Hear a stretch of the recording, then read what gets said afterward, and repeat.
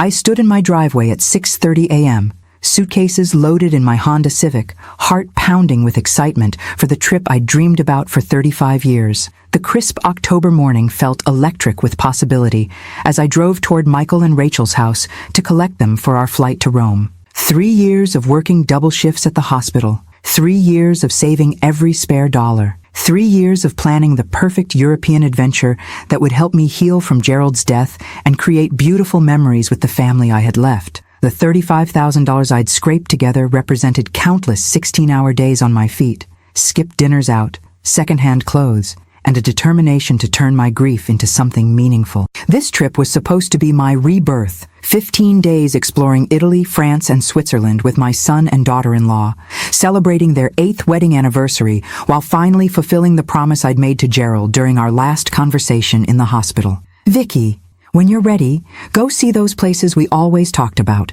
Don't let fear keep you small. I'd been terrified of traveling alone, haunted by the silence in our empty house and the way loneliness could swallow entire days without me noticing. Including Michael and Rachel felt perfect. I could share my dream while giving them an incredible anniversary gift and proving to myself that I wasn't completely alone in the world. I pulled into their driveway and knocked on their front door, mentally reviewing our itinerary for the 100th time. The boutique hotel in Rome's Trastevere district, the private cooking class in Tuscany, the wine tasting in Bordeaux, the mountain views in Switzerland, where I'd planned to tell them about my new partnership with Linda's travel agency. Rachel answered the door with a strange expression, not quite guilt, but something close to it. "Victoria, good morning. We need to talk to you about something." "Of course, sweetheart. Are you nervous about flying? I brought some of those motion sickness patches that work wonderfully." "No, it's not that." Rachel glanced back toward the house where I could see movement in the kitchen. "We've made a decision about the trip."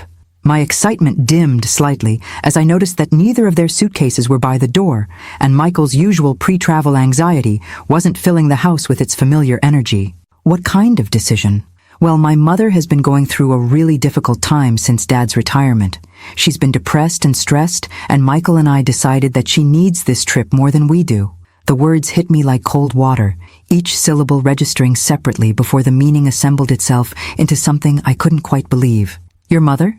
Barbara needs to get away and recharge. She's been carrying so much stress, and when we told her about this amazing trip you planned, she started crying because she's never seen Europe. Michael and I talked about it, and we think it would be selfish to take this vacation when someone else needs it more." Michael appeared behind Rachel, his face carefully neutral in the way it got when he'd made a decision he knew I wouldn't like, but was determined to defend anyway. "Mom, we know you'll understand. Barbara has been taking care of Dad's health issues and managing his retirement transition, and she just needs a break from everything."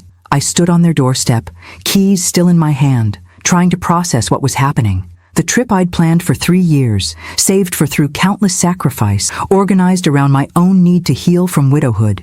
They were giving it to Barbara. "Michael, this was supposed to be our trip, the 3 of us.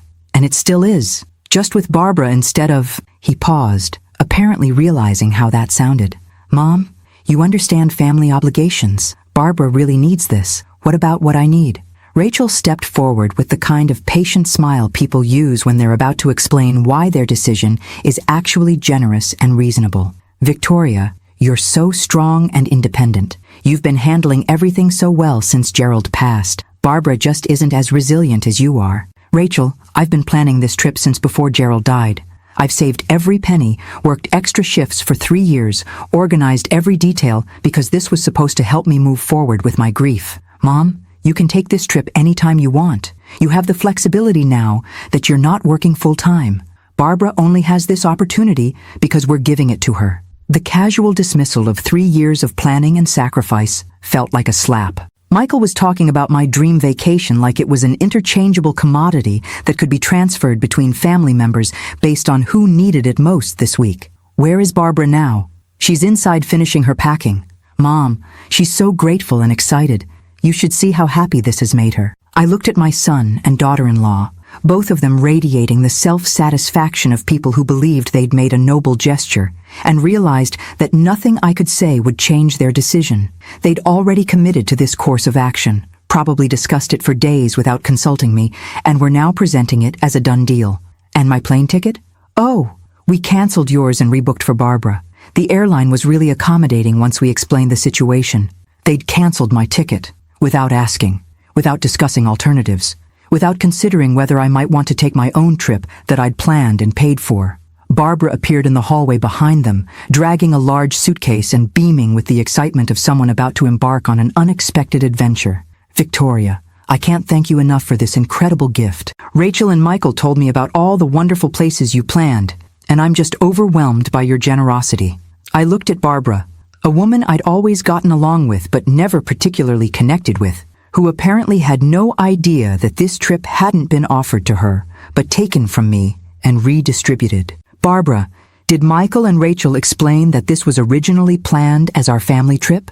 Oh yes, they mentioned that you were going to come, but when they realized how much I needed a vacation, they thought it would be better this way. Victoria, you're such an angel for understanding. The three of them stood there looking at me expectantly, waiting for me to smile and offer my blessing for the casual appropriation of my dream vacation. Instead, I reached into my purse and pulled out the leather folder containing all the trip documents, itineraries, confirmation numbers, and detailed notes I'd spent months compiling. Here's everything you'll need, I said, handing the folder to Michael.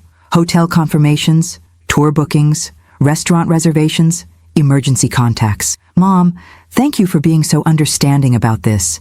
Have a wonderful trip, I said, walking back toward my car. Victoria, we'll bring you back something special from every city, Barbara called after me.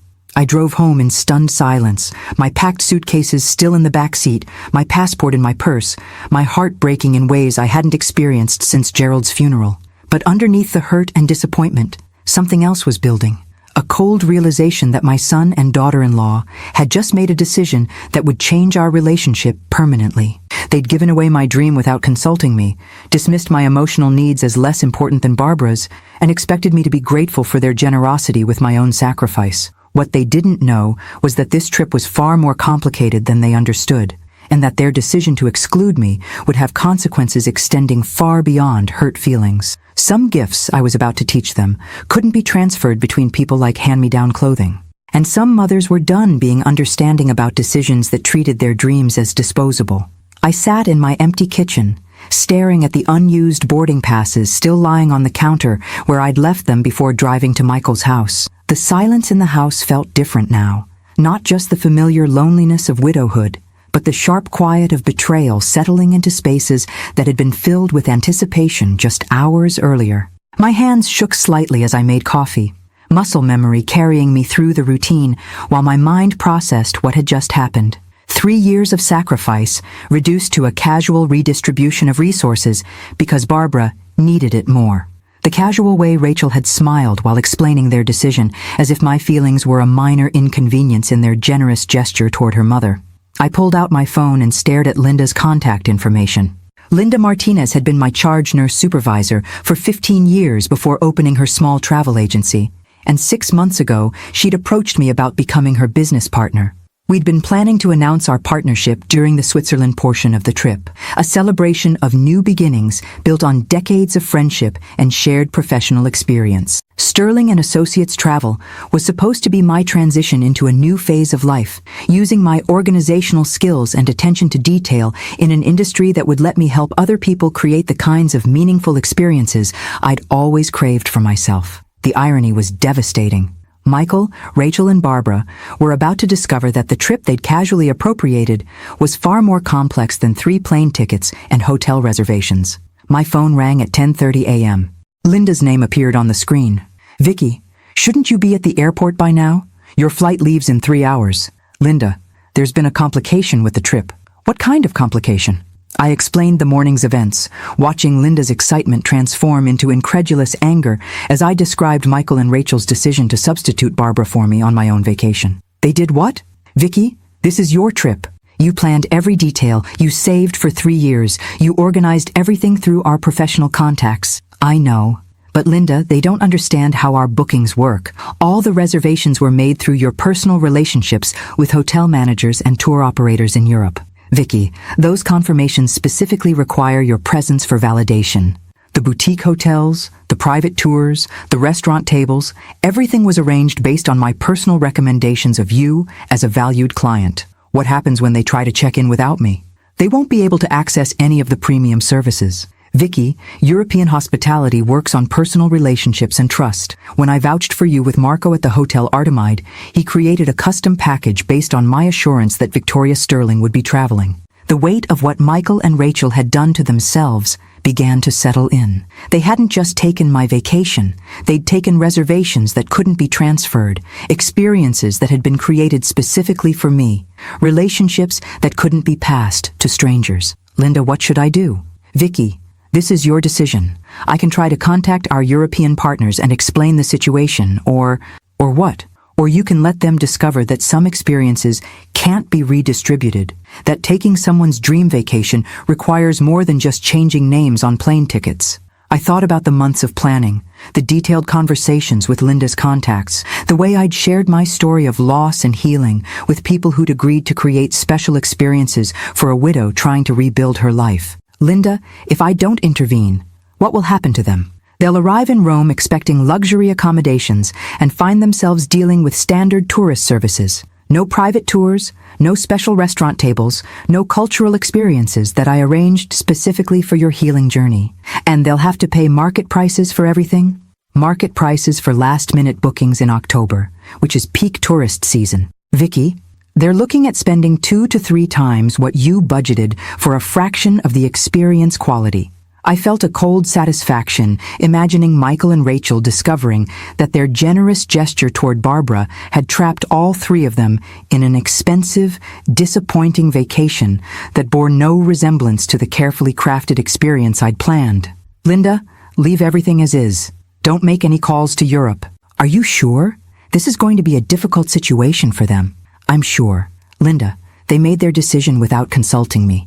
Now, they can experience the full consequences of that choice. After ending the call, I walked through my house with new eyes, seeing spaces that had been frozen in grief for 2 years, rooms that still held Gerald's presence so strongly that moving forward felt like betrayal. The trip had been my way of honoring Gerald's last request while proving to myself that I could be brave enough to live beyond the safety of familiar routines. Now, unexpectedly, I had been given a different kind of opportunity for courage. I called the hospital and spoke to my supervisor about picking up additional shifts. I called my therapist and scheduled an appointment for the following week. I called my neighbor, Mrs. Patterson, and asked if she wanted company for grocery shopping. Small steps, but each one felt like movement toward a version of myself that didn't require other people's approval or inclusion to feel valuable. My phone buzzed with a text from Michael. Mom, boarding the plane now. Thank you again for being so understanding. We'll call you when we land in Rome. I stared at the message for several minutes before responding. Have a wonderful trip.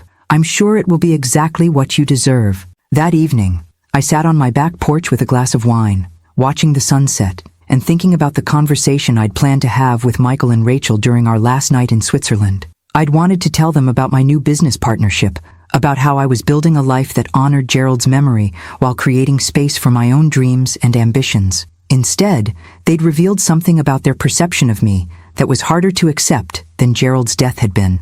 They saw me as endlessly accommodating, infinitely flexible, someone whose dreams could be redistributed to other people when circumstances required generosity.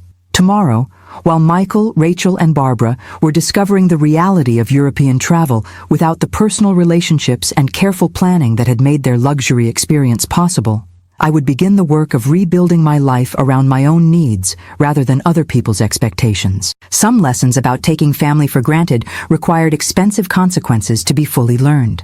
And some mothers were done being understanding about decisions that treated their sacrifices as transferable commodities. The trip I'd planned was about to teach Michael and Rachel exactly how much my careful planning and personal relationships had been worth. But more importantly, their betrayal had just taught me that I was stronger and more independent than I'd realized, and that some dreams were better pursued alone than with people who didn't value the effort it took to make them possible. The call came at 4 a.m., jarring me from the first peaceful sleep I'd had in months. Michael's name appeared on my phone screen, and I could hear panic in his voice before he even spoke. Mom, we have a problem. A big problem. I sat up in bed, immediately alert despite the early hour. What's wrong? Is someone hurt? We're in Rome, but nothing is working. The hotel is saying they don't have our reservation, the tour company doesn't have any record of our bookings, and none of the credit cards are going through for the deposits. What hotel are you at? We're supposed to be at the Hotel Artemide, but they're claiming they never heard of us. Mom, we're standing in the lobby at 4 a.m. Rome time with nowhere to go and 3 suitcases. I felt a mixture of vindication and genuine concern as I realized Linda's warnings about the European booking system were proving accurate. Marco at Hotel Artemide had created their reservation package based on personal assurance about Victoria Sterling, not Michael Sterling and 2 random American tourists. Michael, what exactly did you tell them when you tried to check in? We showed them the confirmation papers you gave us and explained that there was a change in the traveling party. But they keep insisting that the reservations are specifically for Victoria Sterling and cannot be transferred. And what did the tour company say? Same thing. They said their arrangements are for Mrs. Sterling's healing journey and that they don't provide services for people they haven't personally vetted. Through the phone, I could hear Rachel's voice in the background, sharp with frustration. This is ridiculous. We have confirmation numbers. Mom, can you call these places and explain that we're your family, that we're authorized to use your reservations? I walked to my kitchen and looked out at the dark morning, thinking about the 3 years I'd spent building relationships with Linda's European contacts, sharing my story of loss and renewal, creating the personal connections that had made this trip possible. Michael, the reservations can't be transferred because they were made based on personal relationships and specific circumstances. These aren't generic hotel bookings that can be passed between travelers. What does that mean? It means that Marco at Hotel Artemide agreed to create a special package for a widow trying to heal from her husband's death. Giuseppe at Roman Epicurean Tours designed cultural experiences specifically for someone rebuilding her life after loss. These people invested personal time and energy in creating meaningful experiences for me specifically. So you're saying we can't use any of the reservations? I'm saying that you took a trip that was designed for someone else entirely, and now you're discovering that some experiences can't be transferred between people like airline tickets. The silence stretched for nearly 30 seconds before Rachel's voice came through the phone, no longer trying to maintain politeness. Victoria, this is insane. You have to fix this. We're stranded in Rome with nowhere to stay. Rachel, you and Michael created this situation when you decided to give my trip to Barbara without consulting me. I didn't strand you in Rome. Your choices did. Mom, Michael's voice was pleading now. Please. We made a mistake, okay? But Barbara is here. She's exhausted from the flight, and we need help. Where is Barbara now? She's crying in the hotel lobby because she's overwhelmed and confused about why nothing is working like we promised her it would. The image of Barbara, innocent in this situation, crying in a Roman hotel lobby at 4 a.m. made my chest tighten with sympathy. But the sympathy was overshadowed by anger at Michael and Rachel for putting her in this position through their casual appropriation of my carefully planned trip. Michael, what's your plan now? We don't have a plan. That's why we're calling you. Can you contact these hotels and tour companies and transfer everything to our names? Even if that were possible, Michael, it wouldn't solve your larger problem. What larger problem? You took a trip budgeted at $35,000 because it was organized through personal relationships and advanced planning. Now you're looking at paying market rates for last-minute European accommodations in October. What does that mean in actual numbers? It means that the Hotel Artemide charges $800 per night for walk-in guests during peak season compared to the $200 per night I was paying through Marco's friendship with Linda. It means that private tours cost $2,000 per day instead of the $500 I had arranged. It means that dinner reservations at restaurants I'd booked through personal connections will cost triple what you'd pay with advance planning. I could hear Michael calculating these numbers in his head, probably realizing that their casual European vacation was about to cost significantly more than they'd budgeted for their entire year.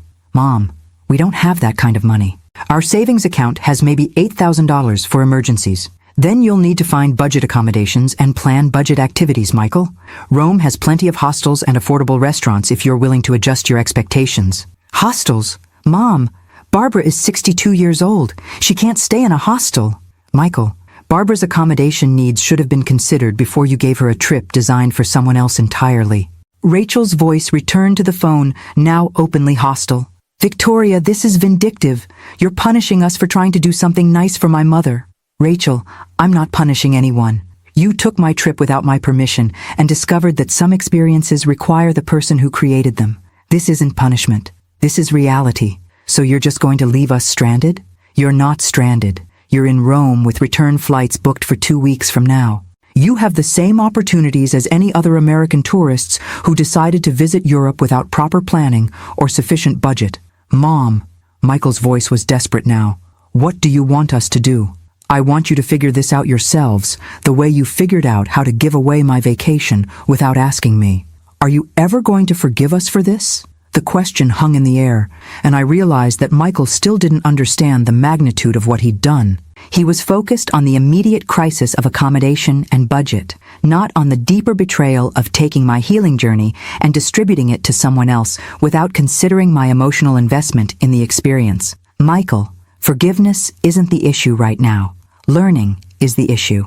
You need to learn that other people's dreams and sacrifices can't be redistributed based on your assessment of who needs them more. Mom, please, we'll apologize properly when we get home. We'll make this right, but right now, we need help. I looked around my quiet kitchen, thinking about the 3 years of extra shifts and careful saving that had made this trip possible, about the months of planning and relationship building that Michael and Rachel had dismissed as transferable paperwork. Michael, I hope you find comfortable accommodations and have meaningful experiences in Europe, but you're going to create those experiences yourselves with your own resources and planning. So that's it?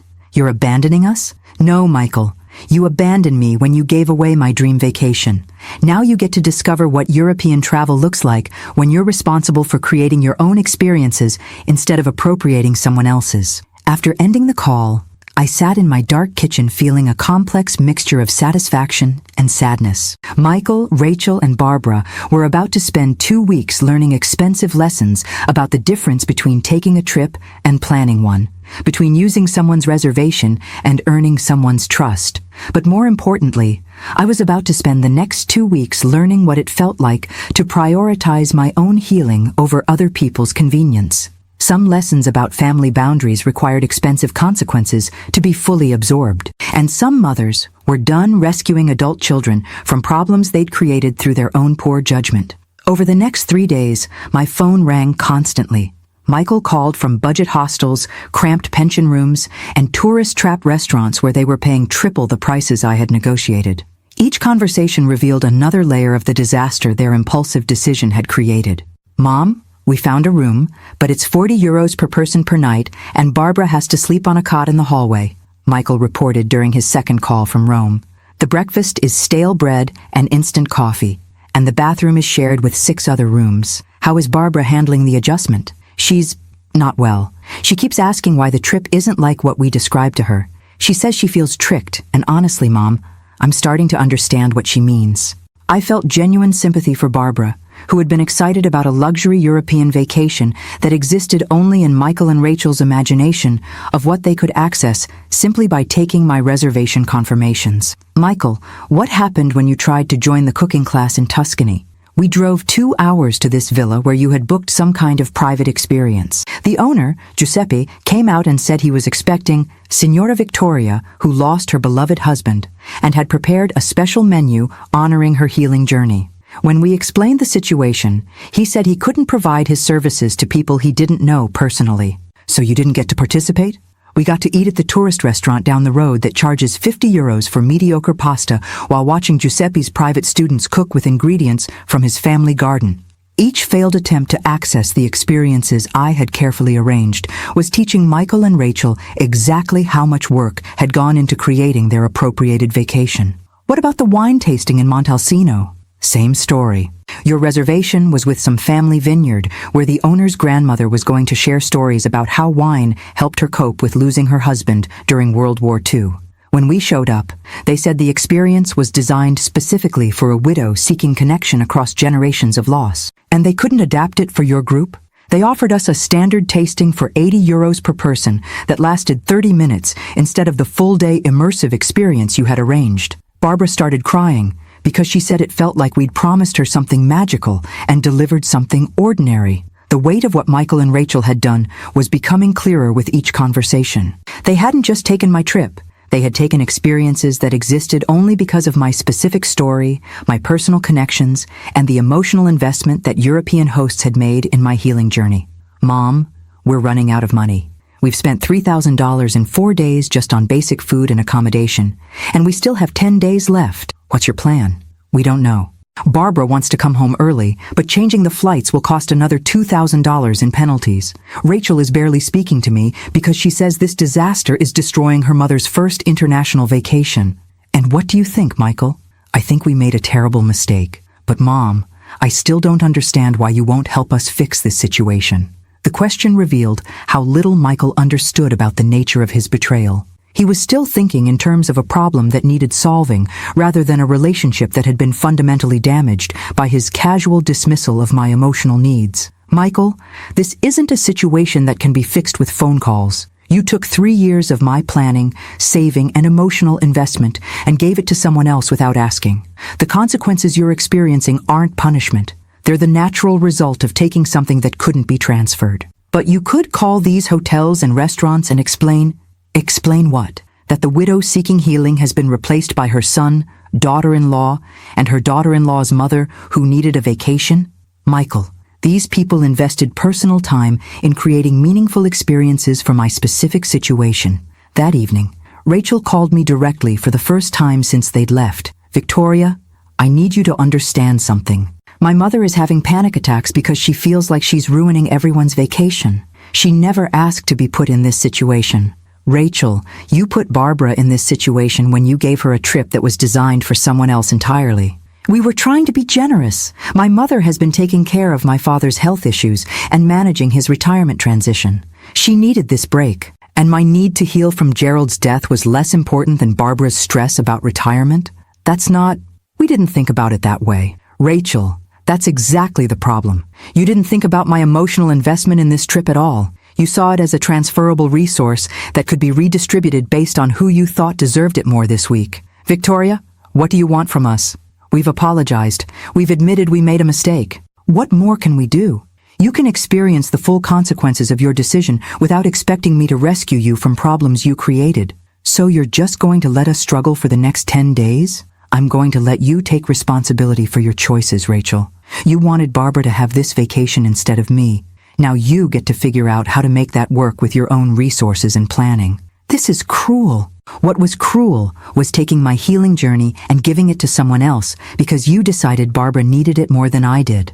After ending the call with Rachel, I realized that the past week had been the first time since Gerald's death that I'd felt truly clear about my own needs and boundaries. Standing up to Michael and Rachel's expectation that I would fix their self-created crisis had given me a sense of personal agency I hadn't experienced in years. I called Linda and asked her to help me plan a solo trip to Capri for the following month. Vicky, are you ready for solo travel?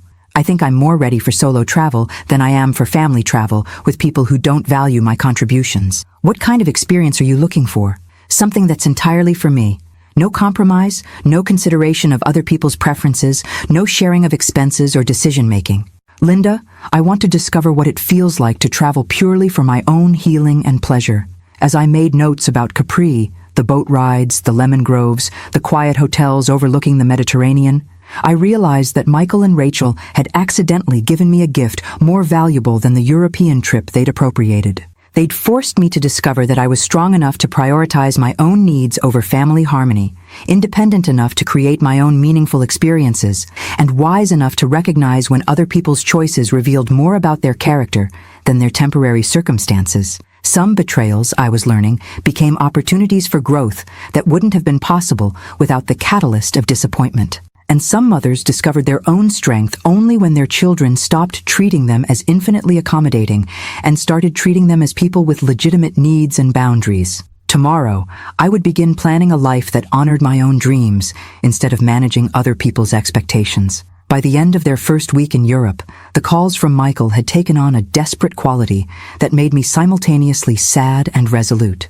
They were discovering that budget European travel bore no resemblance to the curated experience I had spent 3 years planning, and Barbara's disappointment was becoming a source of constant tension in their makeshift travel group. "Mom, we're in Paris now, and it's been a disaster," Michael reported during his daily crisis call. "We're staying in a hotel near the train station that has paper-thin walls and no air conditioning. Barbara hasn't slept properly in days because of the noise and heat. What about sightseeing?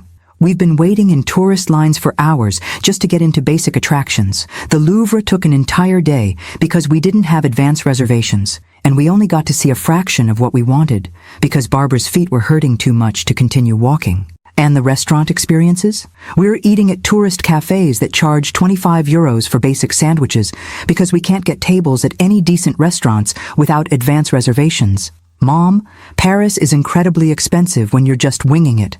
I thought about the private museum tours I had arranged through Linda's contacts, the intimate cooking experiences with local chefs, the carefully selected restaurants where I would have been welcomed as a friend of the family rather than processed as another tourist with money to spend. Michael, how is Barbara handling the difference between what you promised her and what she's experiencing? She's heartbroken. She keeps saying that she feels like she's ruining everyone's vacation because nothing is going the way we described. And honestly, Mom, watching her disappointment is making Rachel and me feel terrible about this whole situation. What specifically is Barbara disappointed about?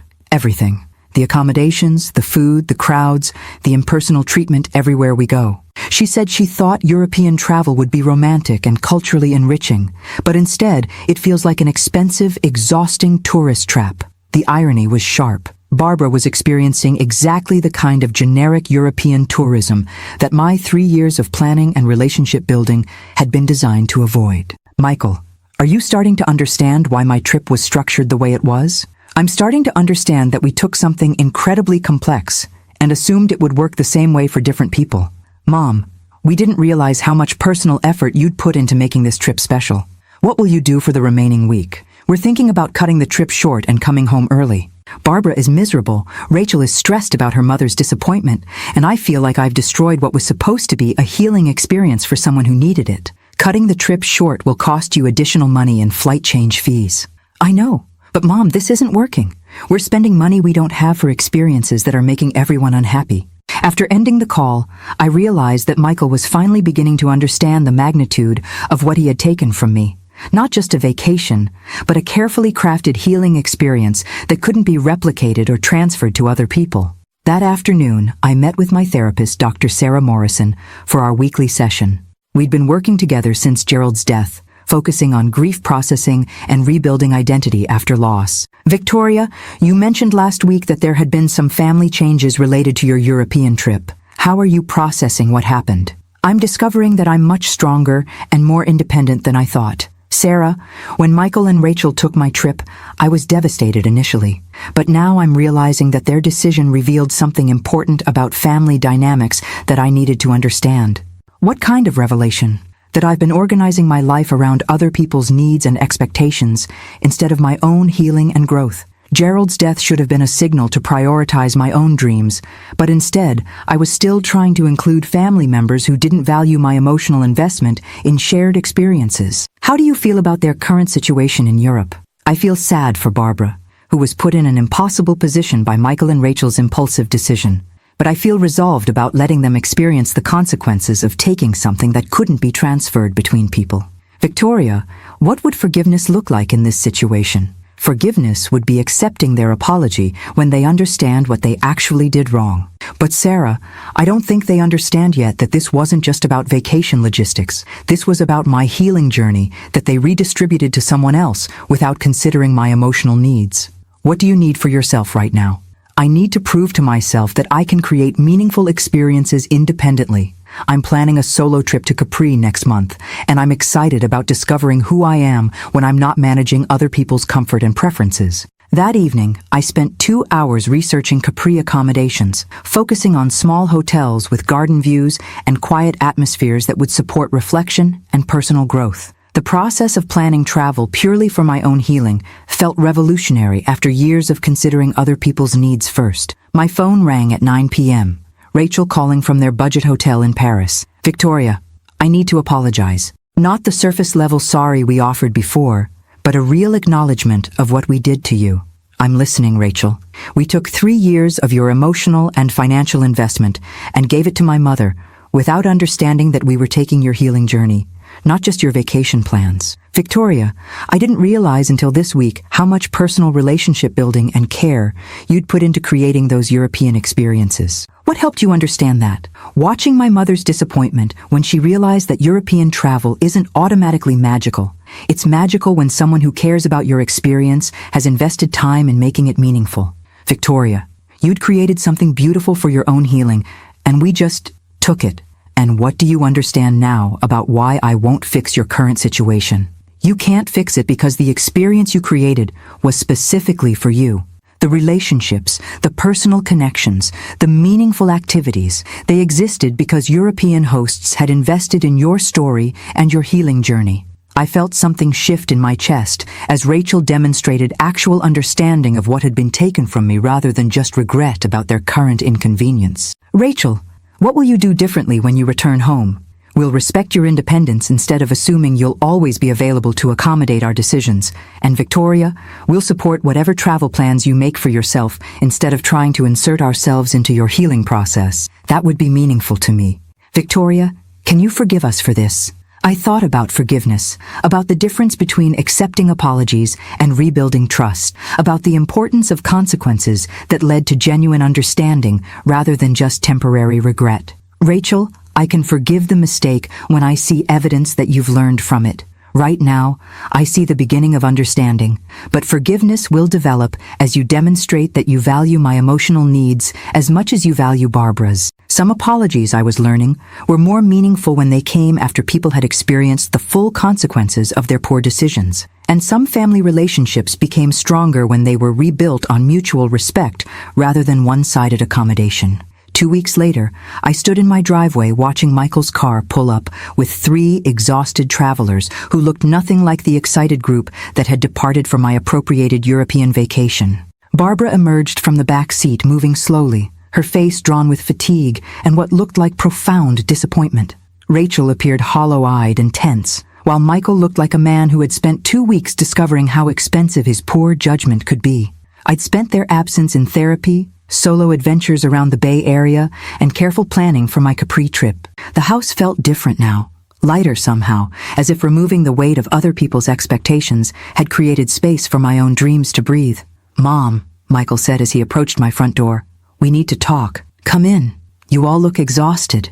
Barbara sat heavily on my couch, her usual polite composure replaced by genuine weariness. "Victoria, I owe you an enormous apology. I had no idea what Michael and Rachel had done when they offered me your trip. Barbara, you were put in an impossible situation. You're not responsible for decisions other people made without consulting either of us. But I participated in taking something that belonged to you. Victoria, that trip was a disaster from beginning to end, and now I understand why. We were trying to use experiences that had been created for someone else entirely." Rachel sat beside her mother, looking smaller than I'd ever seen her. "Victoria, we spent almost $15,000 in 2 weeks for accommodations and experiences that were a fraction of the quality you had arranged. Every day was a struggle just to find decent food and places to sleep. And what did you learn from that struggle? We learned that European travel isn't automatically wonderful.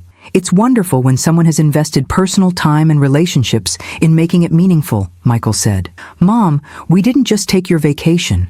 We took months of planning and years of saving that had created something we couldn't replicate." I studied their faces, looking for evidence of genuine understanding versus temporary regret caused by their uncomfortable experience. "Michael, what specifically do you understand now that you didn't understand when you made the decision to include Barbara instead of me? I understand that you weren't just funding a trip. You were creating a healing experience that existed because of your personal story and the relationships you'd built with people who cared about your journey. And Rachel, what would you do differently if you could make the decision again? I would talk to you first instead of assuming we could redistribute your dream vacation based on our assessment of who needed it more. Victoria, I realize now that we treated your emotional investment like it was transferable property." Barbara looked between her daughter and me with an expression of profound regret. "Victoria, I spent 2 weeks feeling like I was disappointing everyone because nothing was working the way they'd promised. Now I understand that nothing was working because we were trying to access experiences that belonged to someone else." Barbara, what was the hardest part of the trip for you? The constant sense that we were pretending to have access to something we didn't actually deserve. Every hotel clerk, every tour guide, every restaurant host treated us like unwelcome tourists instead of valued guests. I felt like an imposter for 2 weeks. I felt sympathy for Barbara's experience, recognizing that she had been a victim of Michael and Rachel's poor judgment rather than a willing participant in taking my trip. And now that you're home, how do you plan to move forward? Michael shifted uncomfortably in his chair. Mom, we want to make this right somehow. We've been talking about ways to compensate you for what we took. What kind of compensation? We could pay you back for the money you spent planning the trip. We could organize a replacement vacation for you. We could— Michael, stop! I held up my hand to interrupt his list of potential remedies. You can't compensate me for the experience I lost, because that experience was unique to my healing journey, and the relationships I'd built to support it. Then what do you want from us? I want you to understand that some things can't be replaced or compensated for. I want you to respect my independence instead of assuming I'll always be available to accommodate your decisions. And I want you to support my choice to prioritize my own healing over family management. Rachel leaned forward with something approaching hope in her eyes. Victoria, does that mean you'll forgive us? Rachel, forgiveness isn't something I grant or withhold like a reward for good behavior. Forgiveness is something that develops naturally when people demonstrate that they've genuinely learned from their mistakes. And have we demonstrated that? You've demonstrated the beginning of understanding. Whether that understanding translates into permanent changes in how you treat me and my dreams remains to be seen. I stood up and walked to my kitchen window, looking out at the garden where I'd spent the past 2 weeks planning my solo future instead of managing their European crisis. I have something to tell you all. While you were in Europe, I finalized my partnership with Linda's travel agency. Sterling & Associates Travel is now officially my business, and I'm building a life around helping other people create meaningful travel experiences. Michael's face showed surprise mixed with something that might have been respect. Mom, that's wonderful. Why didn't you tell us about this business opportunity before? Because I was planning to announce it during our trip to Switzerland. That announcement was going to be part of celebrating new beginnings and shared experiences with family who valued my dreams. And now? Now I'm announcing it as part of my independent life that doesn't require family approval or participation. Barbara looked at me with genuine admiration. Victoria, I think that sounds like exactly the kind of fresh start you deserve. Thank you, Barbara. And I want you to know that you're welcome to book future travel through our agency if you'd like to experience the kind of European vacation you thought you were getting. Really? Really? Barbara, you deserve to experience European hospitality and culture the way it's supposed to be, with personal attention and meaningful connections rather than generic tourist processing. As they prepared to leave, Michael asked the question I'd been expecting since they'd arrived. Mom, what happens to our relationship now? Are we going to be okay? I thought about the 2 weeks I'd spent discovering my own strength, planning my own future, and learning to prioritize my healing over family management. Michael, our relationship will be whatever we build it to be based on mutual respect rather than one-sided accommodation. I love you, but I'm done organizing my life around other people's expectations and needs. What does that look like practically? It looks like me making plans that serve my healing and growth, and you respecting those plans instead of assuming they can be modified to serve other people's convenience. Some family relationships, I was learning, became healthier when they were rebuilt on boundaries rather than unlimited availability. And some mothers discovered their own worth only when they stopped being endlessly accommodating and started being authentically themselves. Tomorrow, I would continue planning my solo trip to Capri. Tonight, I would be grateful for the lesson that had taught me to value my own dreams as much as I'd always valued other people's comfort. 3 months later, I was sitting in my new office at Sterling & Associates Travel, reviewing travel itineraries for clients who valued personalized experiences over generic tourist packages. The business had grown faster than Linda and I had anticipated, partly because my story of resilience after loss resonated with other travelers seeking meaningful journeys rather than simple vacations. My relationship with Michael and Rachel had settled into a new rhythm based on mutual respect rather than my automatic accommodation of their decisions. They called before making plans that might involve me, respected my boundaries about my time and resources, and had stopped assuming that family loyalty required endless flexibility on my part. Victoria, your 2 p.m. appointment is here, Linda announced, gesturing toward a woman in her mid-50s who looked tired but determined. Hello, I'm Helen Morrison. I called yesterday about planning a trip to honor my late husband's memory. I invited Helen into my office, recognizing in her expression the same mixture of grief and hope for healing that I'd carried when planning my own European journey. Tell me about what you're hoping to create, Helen. David and I always dreamed of visiting Ireland together. He died last year before we could make the trip happen, and I've been afraid to travel alone. But I'm realizing that staying home isn't helping me heal. What about Ireland specifically appeals to you? David's family emigrated from County Cork in the 1920s. We wanted to trace his genealogy, visit the places his grandparents lived, and understand his family's history. I thought if I could make that journey, I might feel connected to him in a new way. I spent the next hour helping Helen outline an Irish journey that would honor her husband's memory while supporting her own healing process. As I made notes about genealogy research, historical sites, and intimate cultural experiences, I realized how much I'd learned about transforming grief into purposeful travel. Helen, this kind of healing journey requires personal attention and meaningful connections rather than generic tourism. I'd like to connect you with some Irish hosts who specialize in genealogy travel and can help you create authentic experiences. That sounds exactly like what I need.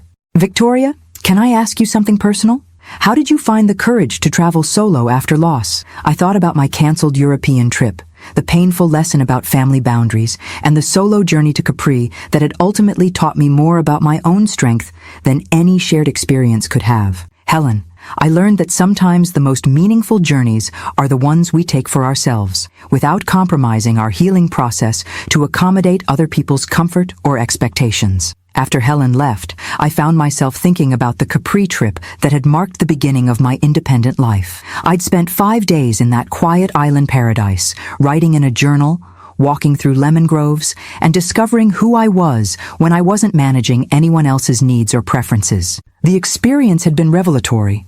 Meals eaten slowly without consultation about other people's dietary restrictions, museums visited at my own pace without compromise about whose interests took priority. Evenings spent reading on terraces overlooking the Mediterranean without negotiating entertainment preferences with travel companions. Victoria, Linda interrupted my reflection. Michael is here to see you. I looked up, surprised. Michael rarely visited my office, respecting the boundary I'd established about my professional life being separate from family management. Hi, Mom. I hope it's okay that I stopped by. I wanted to show you something. He handed me a travel brochure for a small bed and breakfast in Tuscany, the kind of intimate accommodation that suggested careful research rather than generic online booking. Rachel and I are planning a trip to Italy for our anniversary next month, and we wanted to book it through your agency. We've learned our lesson about trying to plan European travel without professional help. I felt touched by his gesture, recognizing it as acknowledgement that my expertise and business deserve the same respect they would show any other professional service provider. Michael, I'd be happy to help you plan an authentic Italian experience. What kind of trip are you hoping to create? Something small and intimate, just the two of us, focused on enjoying each other's company without trying to impress anyone else or create social media content. And what made you decide to plan this kind of trip? Our disaster in Europe taught us the difference between taking a trip and creating an experience. Mom, we want to learn how to travel in a way that actually brings us closer together instead of just checking tourist attractions off a list. I spent the next 30 minutes helping Michael outline a Tuscan anniversary trip that would emphasize intimate cultural experiences over generic sightseeing. As we discussed small, family-run restaurants, private cooking classes, and quiet hill towns, I realized that his European disaster had taught him to value authentic experiences over impressive itineraries. Mom, can I ask you something? Do you think you'll ever want to take a family trip again? Or are you committed to solo travel now? Michael, I'm committed to travel that serves my healing and growth. If that includes family members who respect my planning and value my emotional investment, wonderful. If it requires solo experiences where I can focus entirely on my own needs, that's wonderful too. What would respectful family travel look like? It would look like consultation rather than assumption, appreciation rather than entitlement, and shared investment in creating meaningful experiences rather than one person funding everyone else's vacation. Mom, would you consider planning something for the three of us, you, Rachel, and me, if we approached it that way? I thought about the possibility of shared travel based on mutual respect rather than my automatic accommodation, family experiences where everyone contributed to planning and funding rather than expecting me to manage all logistics and expenses. Michael, I might be open to that if it was truly collaborative rather than me organizing and funding while you and Rachel participated. What would collaborative look like? It would look like everyone researching destinations, everyone contributing financially according to their means, everyone participating in planning decisions, and everyone taking responsibility for the success of the experience. Mom, I think Rachel and I are ready for that kind of partnership now. Why are you ready now when you weren't ready 3 months ago? Because we've learned that taking other people's dreams for granted has expensive consequences, and that creating our own meaningful experiences requires effort and investment that we can't expect other people to provide. That evening, I sat on my back porch with a glass of wine, thinking about the journey from being a grieving widow, afraid to travel alone, to being a confident business owner, helping other people transform their own losses into purposeful adventures. The phone rang. Barbara calling to thank me for the Irish genealogy trip I'd planned for her and a group of her retired teacher friends. Victoria, that trip was everything I hoped European travel could be when Michael and Rachel first told me about your vacation. Personal attention, meaningful cultural connections, authentic experiences that honored our interests and stories. Barbara, how did it feel to travel as a valued guest rather than a processed tourist? It felt like the kind of experience I'd been dreaming about for decades. Victoria, thank you for showing me that meaningful travel exists when someone invests personal care in creating it. Barbara, you deserve to experience European hospitality the way it's supposed to be. And Victoria, thank you for forgiving Michael and Rachel for their poor judgment. I know they've learned valuable lessons about respecting family relationships. After ending the call, I realized that the family crisis that had initially felt like betrayal had ultimately led to opportunities for growth that benefited everyone involved. Michael and Rachel had learned about consequences and respect. Barbara had experienced authentic travel, and I had discovered my own strength and independence. Some disappointments, I was learning, became foundations for better relationships when people were willing to learn from them rather than just apologize for them. And some mothers discovered their own worth by refusing to be endlessly accommodating and insisting on being authentically valued. Tomorrow, I would continue building a life that honored my own dreams while helping other people discover the courage to pursue theirs. Tonight, I would be grateful for the journey that had taught me to value myself as much as I'd always valued other people's comfort and happiness. 1 year after the failed European trip, I was packing for my most ambitious solo journey yet. 3 weeks in New Zealand, a destination I dreamed about since reading travel articles in the hospital break room during my nursing years. The trip represented everything I'd learned about prioritizing my own healing and growth over other people's expectations and needs. My relationship with Michael and Rachel had evolved into something healthier than it had ever been when I was automatically accommodating their decisions. They'd become genuine partners in family planning, rather than beneficiaries of my endless flexibility.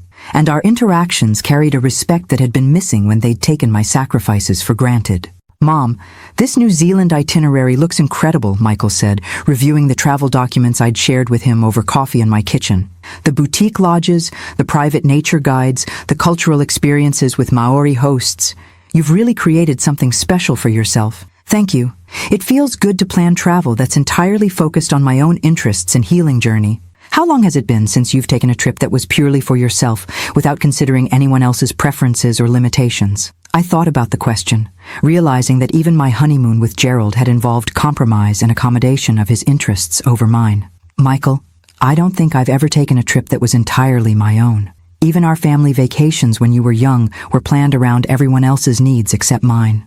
That makes this trip even more meaningful then. It does, Michael. I'm discovering parts of myself that I never had space to explore when I was organizing my life around other people's comfort and convenience. Rachel joined us in the kitchen, carrying a wrapped package that she set on the counter with unusual ceremony. Victoria, Michael and I wanted to give you something before you leave for New Zealand. Inside the package was a beautiful leather-bound journal with Victoria's adventures embossed on the cover in elegant gold lettering. We thought you might want to document this journey, Rachel explained. Not just the places you visit, but the discoveries you make about yourself when you're completely free to follow your own interests. I felt touched by their thoughtfulness, recognizing the gift as acknowledgement of my independence rather than an attempt to insert themselves into my experience. This is beautiful. Thank you both. Victoria, we also wanted to apologize again for how long it took us to understand what we'd taken from you with that European trip, Rachel continued. We've been talking about it with our couples therapist, and we realize now that we'd been treating you like a resource to be managed rather than a person with legitimate dreams and needs. What helped you understand that? Watching you build your travel business and seeing how much personal investment goes into creating meaningful experiences for other people, Michael answered. Mom, when we appropriated your European trip, we didn't just take your vacation. We took months of emotional labor and relationship building that couldn't be transferred to us. And what are you learning about family relationships from that recognition? That love isn't the same thing as automatic availability, Rachel said. That supporting family members means respecting their dreams rather than assuming those dreams can be redistributed based on who needs them more. I felt genuinely moved by their evolving understanding, recognizing that the painful lesson about boundaries had ultimately strengthened our relationships by making them more honest and reciprocal. Rachel, how is your relationship with your mother now? Much better, actually. We planned a mother-daughter trip to Ireland through your agency last month, and it was wonderful because we both contributed to the planning and expenses. Victoria, I learned that shared experiences are more meaningful when everyone invests in creating them. And how did Barbara enjoy authentic Irish travel? She loved every moment. She kept saying that it was everything she'd hoped European travel could be when we first told her about your trip. Victoria, thank you for showing her what respectful, personalized travel looks like. My phone rang, interrupting our conversation. Linda was calling from the office. Victoria, I have wonderful news. The travel magazine wants to feature our agency in their next issue about healing travel and grief recovery.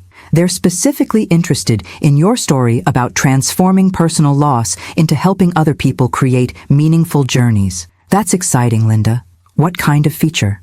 A full spread about how Sterling and Associates Travel helps clients transform difficult life transitions into purposeful travel experiences. Victoria, your story about rebuilding your life after loss has become inspirational for our entire client base. After ending the call, I realized that the European trip disaster had inadvertently led to professional recognition and personal fulfillment that wouldn't have been possible if everything had gone according to my original plan. Mom, what do you think you'll discover about yourself in New Zealand? Michael asked. I think I'll discover who I am when I'm completely free to follow my curiosity and interests without compromise. Michael, this trip represents 3 weeks of pure self-discovery without any obligation to consider other people's preferences or limitations. Are you nervous about traveling so far alone? I'm excited about traveling so far alone.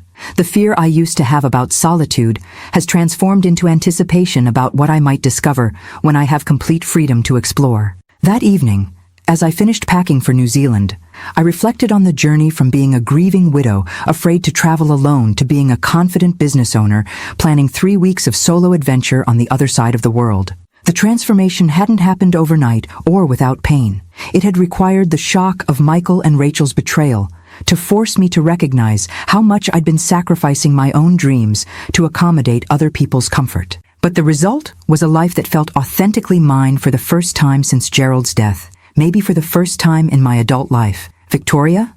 Rachel knocked on my bedroom door. Can I talk to you about something? Of course.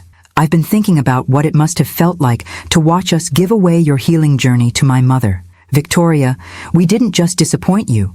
We actually harmed your grief recovery process. I set down the sweater I was folding and looked at Rachel, recognizing genuine understanding in her expression. Rachel, what do you understand about that now? I understand that grief recovery requires personal agency and meaningful experiences that honor the loss. When we took your European trip, we took away your opportunity to heal in the way you'd carefully planned. And what does that recognition mean for how you'll treat me going forward? It means we'll support your healing journey rather than assuming we know what's best for you. It means we'll respect your independence rather than expecting you to organize your life around our convenience. Rachel, that would mean a great deal to me. Sachi.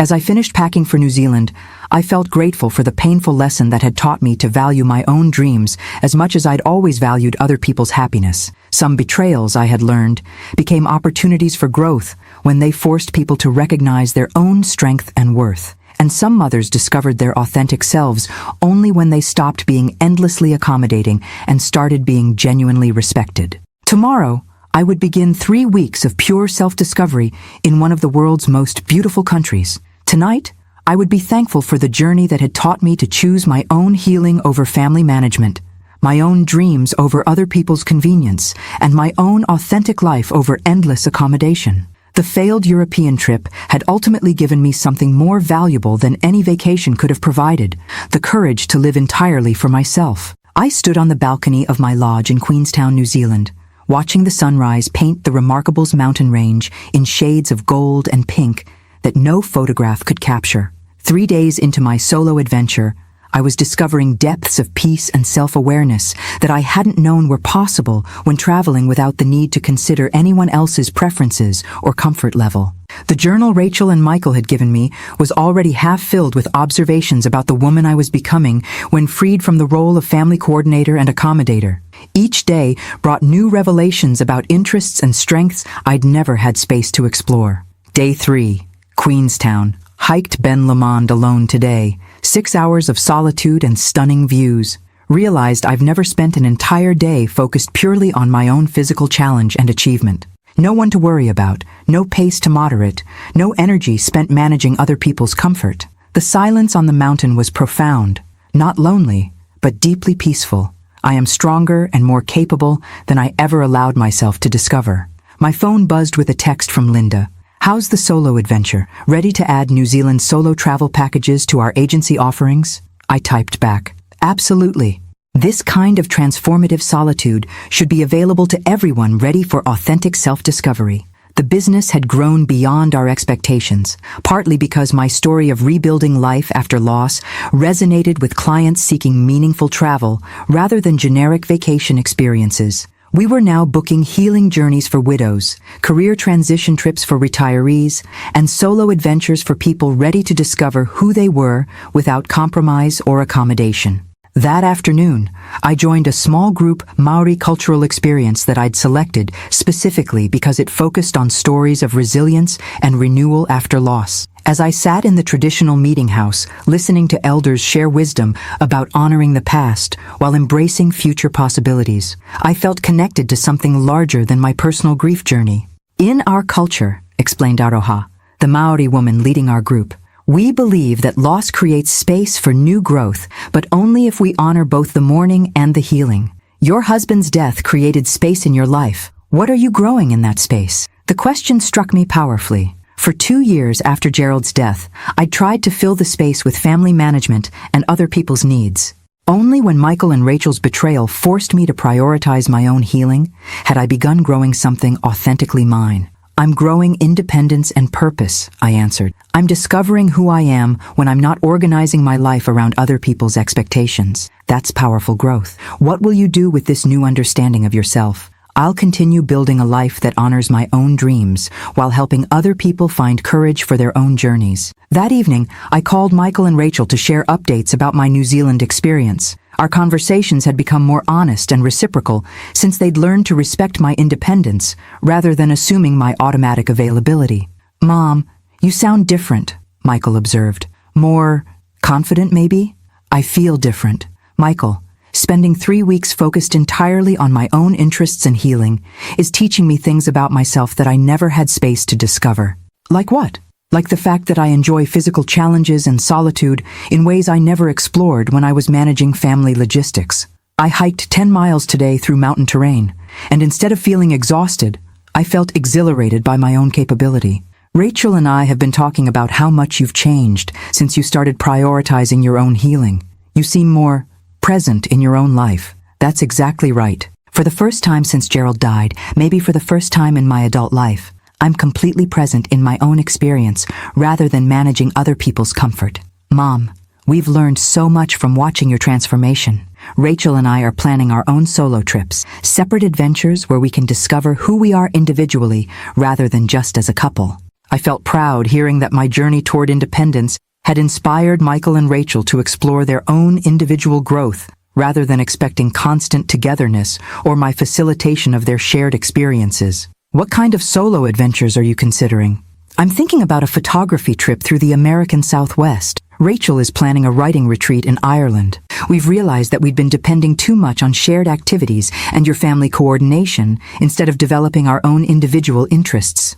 That sounds like healthy growth for both of you. Mom, can I ask you something? Do you think you'll ever want to travel with family again?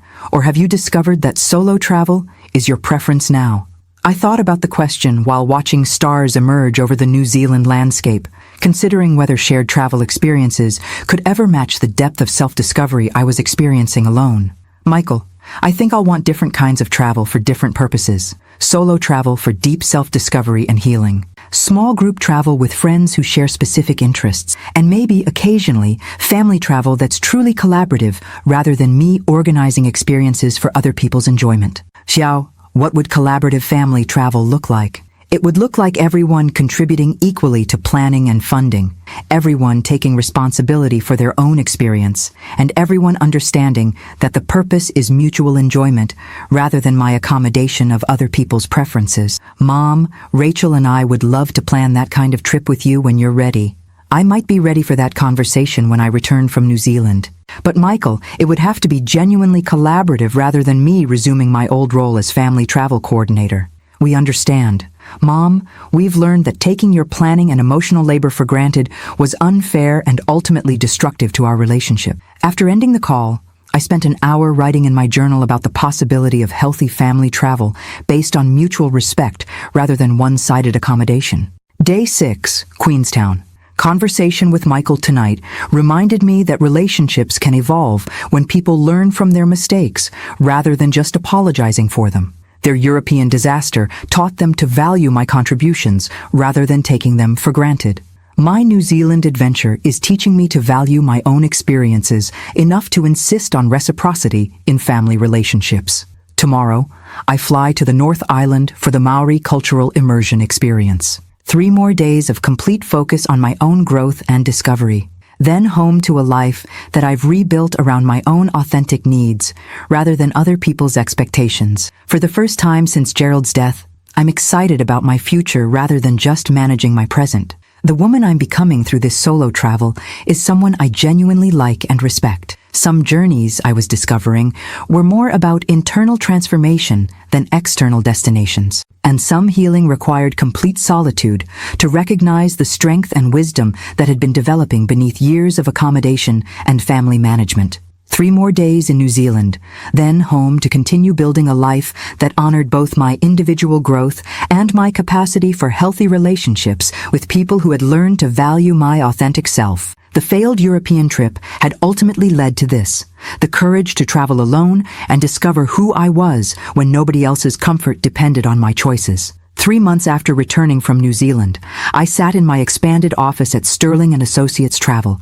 surrounded by thank you letters from clients who had transformed their own losses into meaningful journeys. The business had grown into something neither Linda nor I had anticipated. A specialized agency focused on helping people navigate life transitions through purposeful travel. My New Zealand journal had become the foundation for a guidebook we were publishing about solo travel for healing and self-discovery. The 3 weeks I'd spent in complete solitude, following only my own interests and curiosity, had taught me more about my authentic self than decades of accommodating other people's needs and preferences. "Victoria, your 3 p.m. appointment is here," Linda announced, gesturing toward a familiar figure in our waiting area. Barbara stood up with a warm smile, looking more confident and self-possessed than I'd ever seen her. Since her authentic Irish genealogy trip, she'd become one of our most enthusiastic clients, booking solo adventures that honored her late husband's memory while celebrating her own independence. "Victoria, I wanted to discuss something exciting. My retirement community is interested in organizing group travel through your agency. Not generic senior tours, but meaningful experiences that honor the transitions we're all navigating. Tell me more about what kind of experiences they're seeking." Many of us are widows or recent retirees who have spent decades organizing our lives around other people's needs. We're interested in travel that helps us discover who we are in this new phase of life. I felt excited about the possibility of helping an entire community of people navigate similar transitions through purposeful travel. Barbara's transformation from disappointed tourist to confident solo adventurer demonstrated the power of authentic experiences over generic vacation packages. "Barbara, I'd love to help your community create meaningful group travel. What destinations are you considering? We've been discussing places that combine cultural enrichment with personal reflection. Tuscany for cooking and art experiences, Ireland for genealogy and storytelling, Scotland for history and landscape. Those sound like perfect foundations for transformative group travel. As Barbara left with preliminary information about community travel programs, I realized how much the past year had changed, not just my own life, but my understanding of how travel could serve healing and growth for people navigating major life transitions. My phone rang. Michael calling from his photography trip through Utah's national parks. "Mom, I wanted to share something about this solo travel experience. How are you finding the solitude? It's incredible. I'm discovering interests and capabilities I never explored when I was always focused on shared activities or depending on your planning.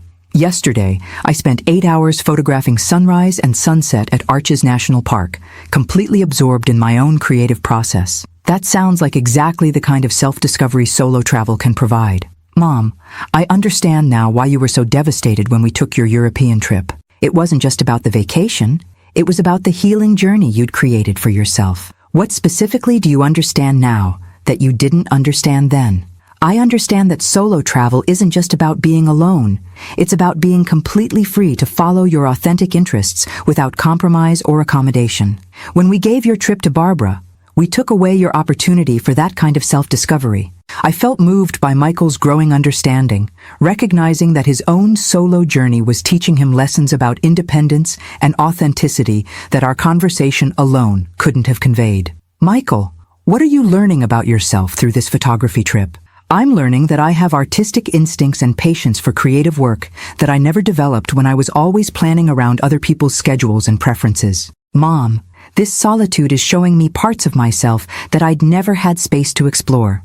That's exactly what solo travel should accomplish. Mom, when I get home, I want to plan a collaborative family trip that honors everyone's individual interests rather than defaulting to your coordination of shared activities. What would that look like? It would look like each of us contributing our unique planning skills and interests to create something we couldn't accomplish individually. Not you managing our experience, but all of us creating something meaningful together. That evening, I received a call that would mark the completion of my healing journey in unexpected ways. Victoria, this is Marco from Hotel Artemide in Rome. I hope you remember our correspondence about your European healing journey last year. Of course, Marco. How are you? I am well, and I am calling with wonderful news. Giuseppe from Roman Epicurean Tours, and I have been collaborating on a special program for widows seeking healing through Italian cultural experiences. We would be honored if you would consider being our first featured guest. I felt a mixture of surprise and deep satisfaction at Marco's offer, recognizing it as acknowledgement that my story of transformation had inspired others to create meaningful experiences for people navigating similar losses. Marco, tell me more about this program. We are creating intimate cultural experiences specifically for women rebuilding their lives after loss, cooking with Italian grandmothers who understand grief, private art experiences that honor memory while celebrating renewal, spiritual retreats in places designed for reflection and growth. When would this program launch? We would love to have you experience the complete program next spring, then share your story with other women who might benefit from this kind of healing travel. As I considered Marco's offer, I realized that the European trip I'd lost had evolved into something more meaningful than my original plan. Instead of my personal healing journey, it would become a model for helping other women discover their own strength and authenticity through purposeful travel. Marco, I would be honored to participate in your program. Magnifico! Victoria, your story of transformation after loss has inspired us to create experiences that serve healing rather than just tourism. After ending the call, I sat in my living room, now redecorated to reflect my own tastes rather than maintaining Gerald's presence, and reflected on the journey from devastating betrayal to professional purpose and personal fulfillment. The failed family trip had forced me to discover my own strength, build authentic relationships based on mutual respect, and create a business that helped other people transform their losses into meaningful adventures. Tomorrow, I would continue building a life that honored my authentic self while helping others find courage for their own journeys of discovery. Tonight, I would be grateful for the painful lesson that had taught me to value my own dreams as much as I'd always valued other people's comfort. My son thought that giving away my dream trip would be simple. He discovered that some dreams can't be transferred between people. They exist only in the hearts of those who create them. But I discovered something more valuable, that some disappointments become doorways to better lives when we have the courage to walk through them alone. Michael and Rachel had inadvertently given me the greatest gift possible, the necessity to discover my own worth, and the courage to build a life that honored my authentic self rather than endless accommodation of other people's needs. The European trip I'd lost had become the foundation for a new life that was entirely, authentically mine. Some healing journeys I had learned required complete solitude to recognize the strength that had been developing beneath years of family management. And some mothers discovered their true purpose only when they stopped being endlessly available and started being genuinely valued for their wisdom, independence, and capacity to transform their own losses into service for others facing similar challenges. The dream I thought they had stolen had simply been transformed into something larger and more meaningful than I could have imagined when I was still organizing my life around other people's expectation. Now I was living for myself and helping others find the courage to do the same. Thank you for listening. Please write a comment rating my story from 0 to 10, subscribe, and send it to someone who also likes to hear stories like this. Best regards.